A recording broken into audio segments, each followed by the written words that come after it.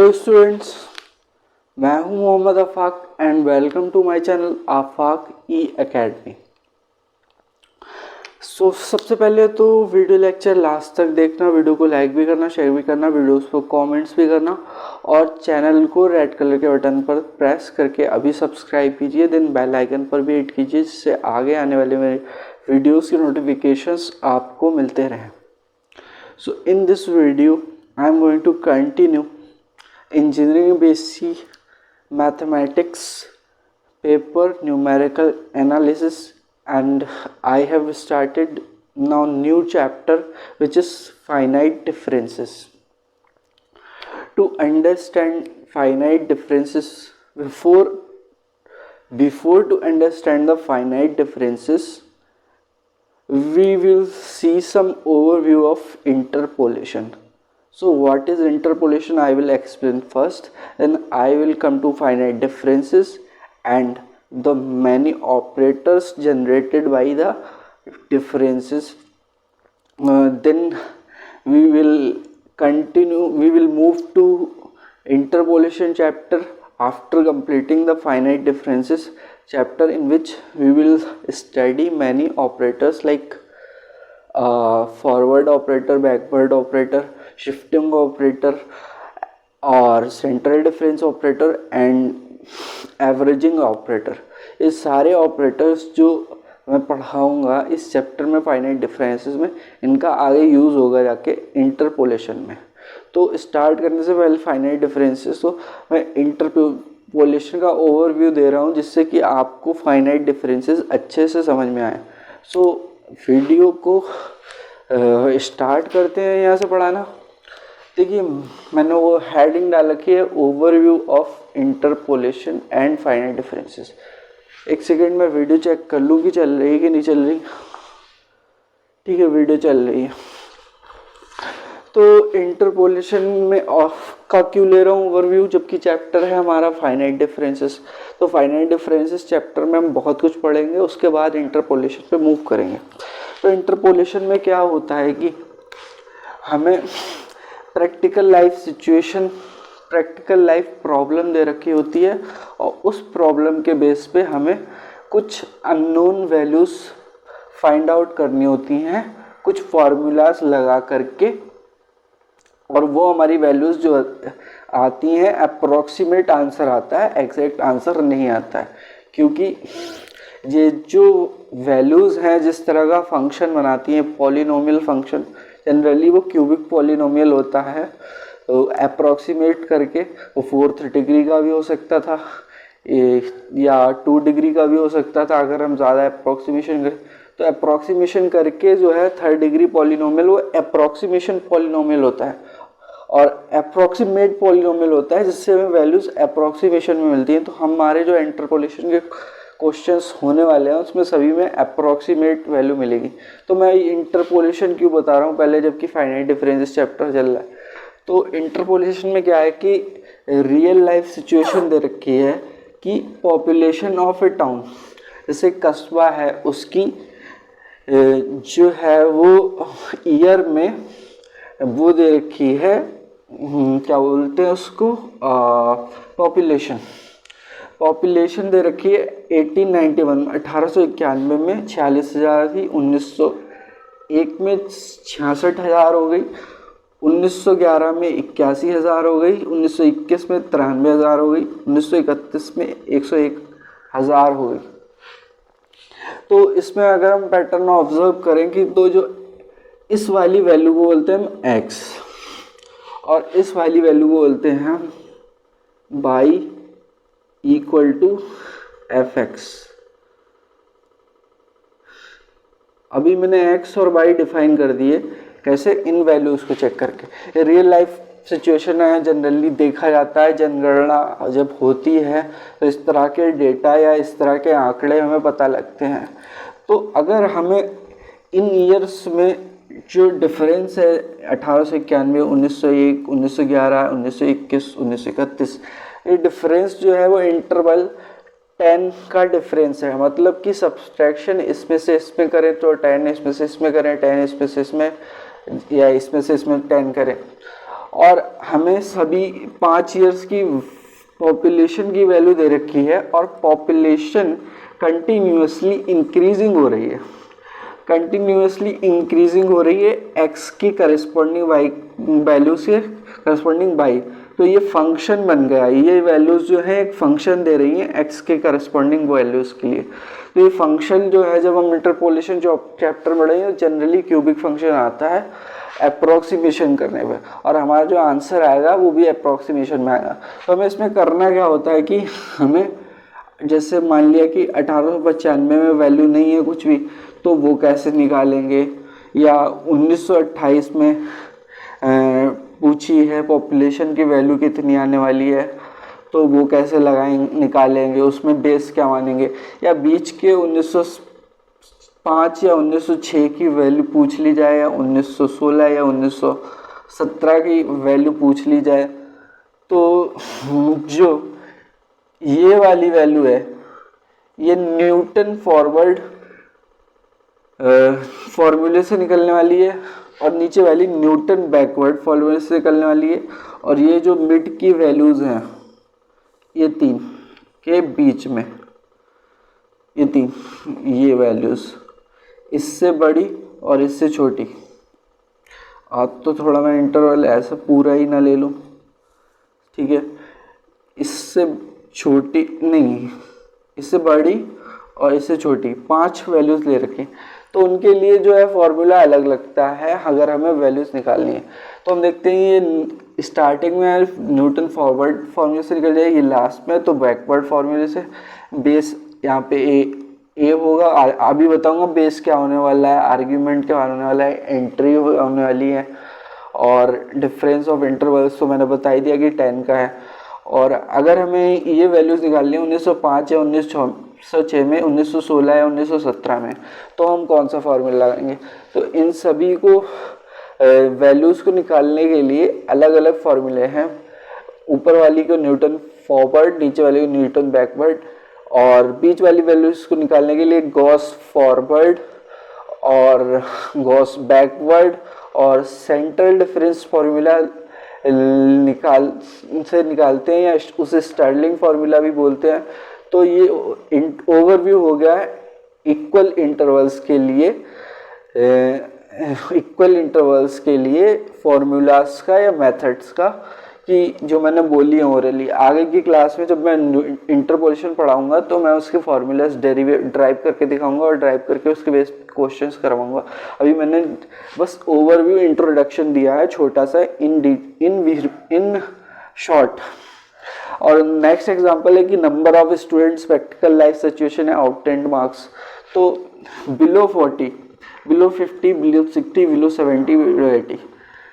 तो क्लास में बहुत सारे बच्चे हैं, कोई एग्जामिनेशन कंडक्ट किया गया है काफ़ी बड़ा सा, और जिसमें कि नंबर ऑफ स्टूडेंट्स जो है ना वो बिलो 40 स्टूडेंट्स, मतलब 40 स्टूडेंट्स हैं। हाँ सही है, बिलो 40, 40 नहीं 39 स्टूडेंट्स हैं। बिलो 50, 41 से शुरू होकर के 40 से शुरू होकर के 49 तक 10 हो जाते हैं। तो गैप जो है डिफरेंस ऑफ इंटरवल 10 है, इसमें भी 10 है, इसमें भी 77। तो इक्वल इंटरवल्स के लिए कर रहे हैं। अब अगर हमें वैल्यू निकालनी है ऊपर और नीचे, तो हम इसमें लगा लेंगे बिलो 45 में न्यूटन फॉरवर्ड, और इसमें लगा लेंगे न्यूटन बैकवर्ड फॉर्मूला। और जो बीच की जो वैल्यूज़ हैं ये वाले इंटरवल्स में 5 ले रखी है मैंने। आर्ग्यूमेंट्स और एंट्रीज आगे बताने वाला हूँ, आर्ग्यूमेंट और एंट्री क्या होते हैं। तो एवं 50 एंड बिलो 60 के लिए कौन सा लगेगा, गॉस बैक फॉरवर्ड लगेगा या सेंट्रल डिफरेंस लगेगा। सिमिलरली बिलो 70 एंड एवं 65 के लिए बिलो 70 एंड एवं 65 के लिए गॉस बैकवर्ड लगेगा या सेंट्रल डिफरेंस लगेगा। वो आगे मैं जब एग्जांपल्स कराऊंगा तो उसमें पहले फार्मूला ड्राइव करूंगा, देन एग्जांपल्स कराऊंगा, बाकी डिटेल में मैं समझा दूंगा। अब यहाँ पे बात क्या है कि हमने शुरू करना है फाइनाइट डिफरेंसेस। तो फाइनाइट डिफरेंसेस में अगर मैं एक्स वाई सीधे आकर के बोल देता तो आप कंफ्यूज हो जाते कि फंक्शन कहाँ है, एक्स और वाई क्या है, कहाँ से आए हैं, कहाँ अप्लाई हो रहे हैं। तो ये जो x है ये वाला पार्ट में इसे x मान लेते हैं, और ये जो एंट्री होती है x करस्पॉन्डिंग इसे y बोलते हैं, और y को ही fx फंक्शन। तो मतलब ये जो वैल्यूज हैं y की x के करस्पॉन्डिंग कुछ पैटर्न फॉलो कर रही है कि ये x भी इंक्रीजिंग है और fx भी इंक्रीजिंग है कंटिन्यूसली। या तो कंटिन्यूसली इंक्रीजिंग होता है अजम्पशन ली जाती है, या कंटिन्यूसली, दोनों ही केस में कंटिन्यूसली इंक्रीजिंग वैल्यूज है y की x के करस्पॉन्डिंग, और अप्रोक्सीमेशन में यही लिया जाता है, या तो कंटिन्यूसली डिक्रीजिंग फंक्शन बनता हो या कंटिन्यूसली इंक्रीजिंग। तो x और y की वैल्यूज की हेल्प से हमने फंक्शन बना लिया yx। अब इस फंक्शन yx के लिए कुछ चीजें डिफाइंड है, जैसे कि पहली एंट्री जो है वो उसे बोलते हैं a, जैसे इसमें 18, 91 एंड इसमें बिलो 40। दूसरी एंट्री को बोलते हैं h डिफरेंस ऑफ इंटरवल, जैसे इसमें 10 का interval of difference of interval 10 का है, इसमें भी 10 का है, तो h की वैल्यू दोनों ही केसेस में 10 है। देन नेक्स्ट वाली वैल्यू जो है ये a प्लस एच ये हो गई, इसमें a प्लस 2h ये हो गई, a प्लस 3h ये हो गई, किसकी आर्ग्यूमेंट। ये जो वैल्यूज हैं इन्हें आर्ग्यूमेंट्स बोलते हैं। Similarly a plus 4h, a plus 5h, हमें जहाँ तक दे रखे हैं nth टर्म, n कोई भी इंटीजर हो सकता है, positive integer a plus nh, हालांकि यहाँ पे n की वैल्यू 5 है दोनों ही केसेस में, ठीक है।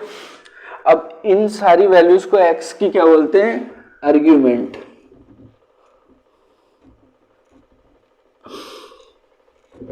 और इसके करस्पॉन्डिंग जो फंक्शन की वैल्यूज है तो उन्हें बोलते हैं फंक्शन की वैल्यू a के ऊपर f a प्लस h। अगर मैं पूछूं f a और f a प्लस h दोनों एग्जाम्पल्स में क्या है, तो ये f a है, ये f a प्लस h है, और इसमें ये f a है, ये f a प्लस h है, ठीक है। Similarly f a plus 2h को कैलकुलेट करते हैं तो ये आ जाती है f a प्लस 3h, मतलब x के ऊपर y की वैल्यू फंक्शन बनकर आ रही है और वैल्यूज मिलती जा रही हैं। ये हो गई f a plus 3h, f a plus h, f a plus 2h, f a plus 3h, f a plus 4h। यहाँ पे वैल्यू ख़त्म। और अगर ज़्यादा बड़ी वैल्यूज हो तो f a प्लस nh तक जा सकती है, हालांकि दोनों केसेस में ये क्या है 5 है, n की वैल्यू 5, तो इसे एंट्री बोलते हैं। y की वैल्यूज को एंट्री बोलते हैं। और h को क्या करते हैं, क्या कहते हैं, interval of differencing, interval of differences, ठीक है। तो समझ में आया कि मैंने ये एग्जांपल लिए जिससे कि आपको x y की वैल्यूज क्लियर हो जाए। और दूसरा इसका नोटेशन है एफ ए का, एफ ए को बाई नॉट भी बोल देते हैं, एफ ए प्लस एच को बाई 1 भी बोल देते हैं, एफ ए प्लस 2h को बाई 2 भी बोल देते हैं, एफ ए प्लस 3h को बाई 3 भी बोल देते हैं, एफ ए प्लस 4h को बाई 4 भी बोल देते हैं। Similarly F A plus N H को बाई n भी बोल देते हैं, ठीक किया ना मैंने, Y 0, Y 1, Y 2, Y 3, Y 4, हाँ ठीक है। तो नोटेशन ये भी हो सकता है, ये भी हो सकता है, बात एक ही है। तो इसके आगे हम बढ़ते हैं, फाइनाइट डिफरेंसेस को अब हम डिफाइन करेंगे। फॉरवर्ड डिफरेंसेस क्या होते हैं, उसके बेस टेबल होगी, एक टेबल से कैलकुलेट करेंगे वैल्यूज़ की हायर ऑर्डर फाइनाइट या फॉरवर्ड डिफरेंसेस की। तो आगे अभी मैं दिखाता हूँ कि कैसे करते हैं, क्या करने वाला हूँ मैं।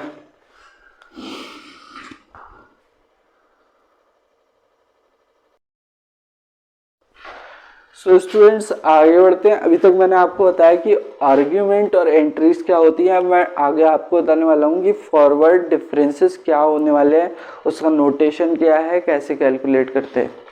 तो जो एंट्री थी हमारी, एंट्री थी F A plus H second entry, और दूसरी एंट्री थी एफ ए सबसे पहली वाली, ये फर्स्ट या सेकेंड। तो फॉरवर्ड डिफरेंस क्या होता है? फॉरवर्ड डिफरेंस क्या होता है कि इसका सिंबल होता है डेल्टा। और डेल्टा अगर मैं निकालूं किसका, एफ ए का, तो क्या होता है इसमें फॉरवर्ड का मतलब है कि आगे बढ़ रहे हैं। तो पहली छोटी वैल्यू थी फंक्शन की एफ ए, और बड़ी वैल्यू है आगे बढ़ रहे हैं तो एच से बढ़ रहे हैं, एच क्वांटिटी बढ़ा करके एफ ए। तो ये जो डिफरेंस है F A plus H F A का, ये फाइनाइट डिफरेंस, फॉरवर्ड डिफरेंस कहलाता है, फॉरवर्ड फाइनाइट डिफरेंस। सिमिलरली अगर मैं हायर ऑर्डर की बोलूं, जैसे कि एफ ए प्लस एच और F A plus two H में अगर मैं फाइनाइट फॉरवर्ड डिफरेंस निकालूं, फॉरवर्ड डिफरेंस तो हो जाएगा बड़ी वाली वैल्यू में से किसका, डेल्टा, इसका डेल्टा लगा रहा हूं मैं एफ ए प्लस एच का, एक एच जोड़ देंगे फॉरवर्ड में और बैकवर्ड वाले में घटाएंगे। ए प्लस एच का कर रहे हैं, इसमें एच और जोड़ेंगे और माइनस यही लिखेंगे जो करंट वैल्यू है छोटी वाली एफ ए प्लस एच। तो ये हो जाता है F A plus two H minus F A plus H. Similarly हम थर्ड फॉरवर्ड डिफरेंस निकाल सकते हैं। थर्ड फॉरवर्ड डिफरेंस निकालने के लिए क्या हो, F A plus two H का आएगा next, F A plus two H में एक एच और जोड़ दें हम तो 3h हो जाता है, माइनस जो करंट वैल्यू है F A plus two H. Similarly हम ऐसे करते करते करते forward difference F A plus N H N minus one कर लूँ मैं, एक कम है एन से, एच का जो आंसर आएगा वो एफ ए प्लस, इसमें एक एच और जोड़ेंगे तो एन हो जाएगा N H minus F A plus N H. सही है। तो यहाँ पे हमने डिफाइन कर दिया फॉरवर्ड डिफरेंसेस अलग अलग वैल्यूज के लिए।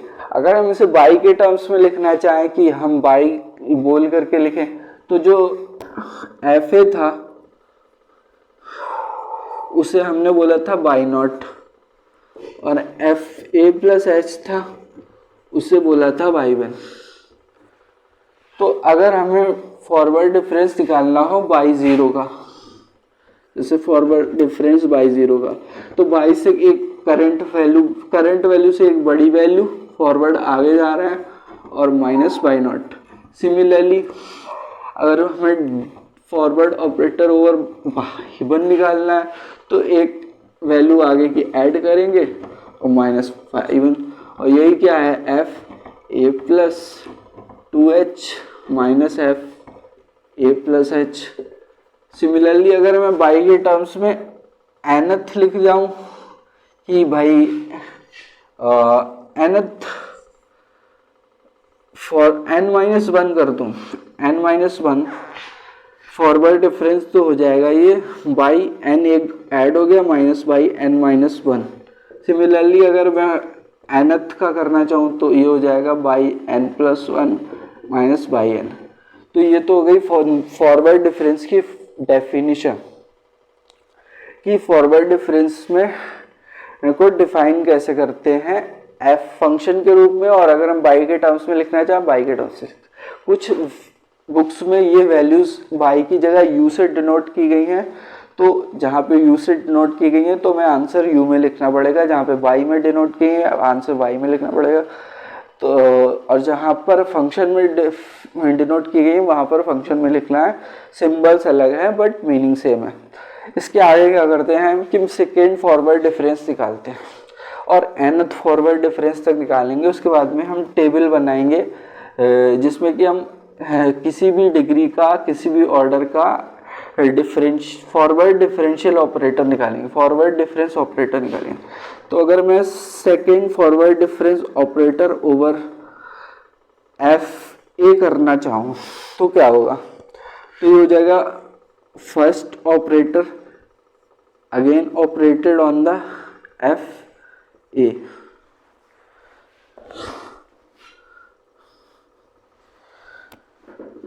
तो ये हुआ एफ ए माइनस, ठीक है, इस पे एफ ए लगा दिया, इसकी वैल्यू पता है हमें, तो forward difference F A plus H minus F ए। अब ये बाहर वाला जो बचा है ये क्या होता है, ये डिस्ट्रीब्यूशन में वो मल्टीप्लिकेशन में डिस्ट्रीब्यूटिव होता है, मतलब कि मल्टीप्लाई करने पे ये इससे भी मल्टीप्लाई हो जाएगा इससे भी मल्टीप्लाई हो जाएगा। ऑपरेटर है ये ऑपरेट हो जाता है, इसका ये रूल है। कैसे, इसका एक प्रूफ भी है कि ये डिस्ट्रीब्यूटिव क्यों होता है। जैसे कुछ फंक्शंस होते हैं वो डिस्ट्रीब्यूटिव नहीं होते, जैसे कि मान लो एग्जांपल के तौर पे हमारे ट्रिग्नोमेट्री में ले लूँ कि साइन थीटा 1 माइनस थीटा 2, क्या ये साइन थीटा 1 माइनस थीटा 2 के इक्वल होता है क्या, नहीं होता है। जैसे यहाँ पे एंगल है तो ये डिस्ट्रीब्यूटिव नहीं है इन द मल्टीप्लिकेशन के अंदर, बट ये ऑपरेटर जो है वो दोनों में ऑपरेट हो जाएगा। इसका प्रूफ भी है वो आगे मैं बता दूंगा। एफ ए प्लस एच पे लगाएंगे अब हम इसे और एफ ए पे भी लगाएंगे, तो इसमें अगर हम एक एच इस पे लगाएंगे तो एक एच और जुड़ जाएगा और माइनस करेंट वैल्यू है एफ ए प्लस एच और इसमें माइनस है और एक अंदर वाली टर्म माइनस में आएगी, पहली वाली टर्म में क्या करेंगे minus F A plus H add किया, माइनस अंदर है पहले से माइनस बाहर है पहले से, अंदर माइनस है फॉर्मूले से बाहर माइनस है पहले से, तो माइनस माइनस मल्टीप्लाई करके हो गया एफ ए करंट वैल्यू। तो यहाँ पे मैं मिटा दूँ,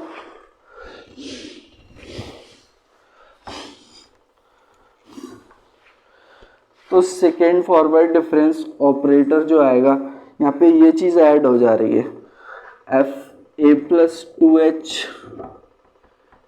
इक्वल टू यहाँ से करके minus 2f A plus H और माइनस एफ ए।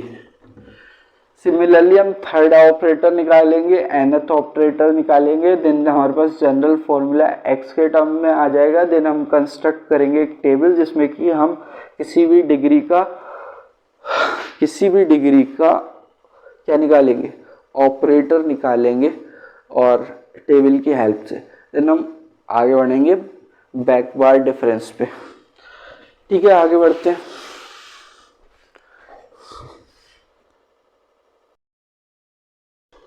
सो स्टूडेंट्स नेक्स्ट आगे बढ़ते हैं।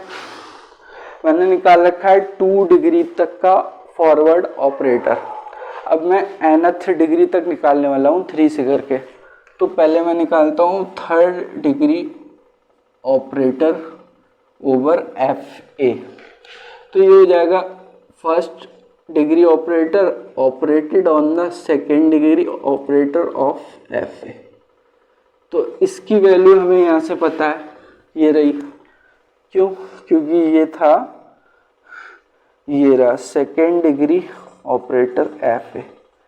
ये वैल्यू उठा करके यहाँ रख दें और ऑपरेट कर दें, तो ये हो जाएगा F A plus 2h minus F A plus H और फिर माइनस एफ ए। इसका अगर हमें निकालना है तो ये डिस्ट्रीब्यूटिव है over the multiplication. Forward operator F A plus 2h minus of forward operator होगा operate F A plus H पर, और फॉरवर्ड ऑपरेटर ऑपरेट होगा एफ ए पर। देन इससे अगर हम सिंप्लीफाई करें तो एक एच जुड़ जाएगा और माइनस में जो करंट वैल्यू है एफ ए प्लस 2h। फिर इसमें भी क्या है, माइनस पहले से लगा हुआ है, एक एच और जुड़ जाएगा और minus current value F A plus H. Next में करते हैं कि एफ ए है, एक एच ऐड हो जाएगा और माइनस माइनस अंदर मल्टीप्लाई करके प्लस करंट वैल्यू। अब अगर देखें ये एस इट इज आ गया एफ ए प्लस 3h और minus F A plus 2h, minus F A plus 2h तो minus 2f A plus 2h और minus 2f A plus h और प्लस का एफ ए। बस यहीं पे हमारा आंसर ख़त्म, क्योंकि आगे कुछ भी ऐड या सब्सट्रैक्ट या नहीं हो रहा है तो यहाँ पे थर्ड डिग्री ऑपरेटर निकाल लिया। अगर हम इन जनरल nth या nth डिग्री का निकालना चाहें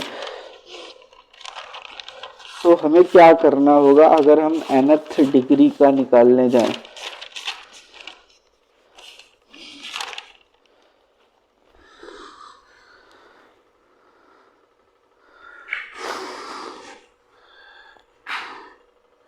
ठीक है, इससे मैं जनरलाइज कर रहा हूँ कि nth डिग्री का ऑपरेटर क्या होने वाला है।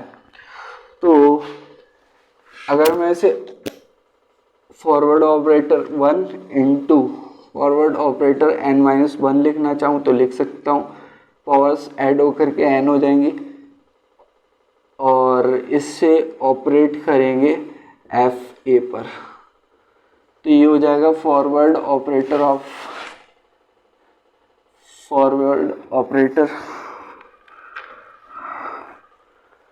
उल्टा कर दिया मैंने, इससे n-1 वाले को बाहर रखें और फॉरवर्ड ऑपरेटर को अंदर रख कर दें ए।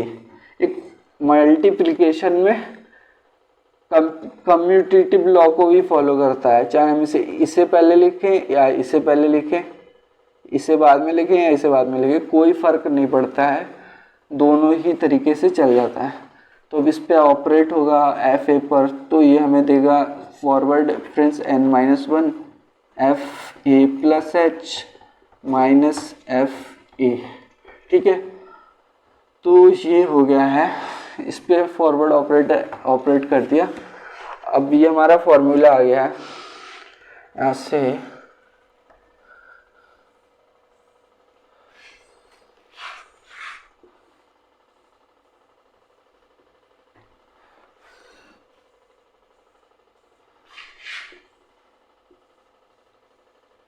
ठीक है। अब अगर हम जनरलाइज a को x माने, क्योंकि हमने आर्ग्यूमेंट जो x था उसे a माना था, तो अगर हम a को a की जगह x लिख दें तो भी कोई फर्क नहीं पड़ने वाला है। तो फर्स्ट जो है ना वो तो एफ एक्स प्लस एच ही रहने वाला है और माइनस एफ एक्स रहने वाला है। इन जनरल में भी हम x के टर्म्स में लिख सकते हैं a को हटा करके।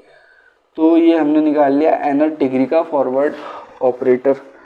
अब इसके आगे मैं जो करने वाला हूँ वो है आगे मैं इस पे बेस्ड क्वेश्चन कराऊंगा टेबल बना करके, जिसमें कि वैल्यू निकालेंगे किसी भी डिग्री के ऑपरेटर की।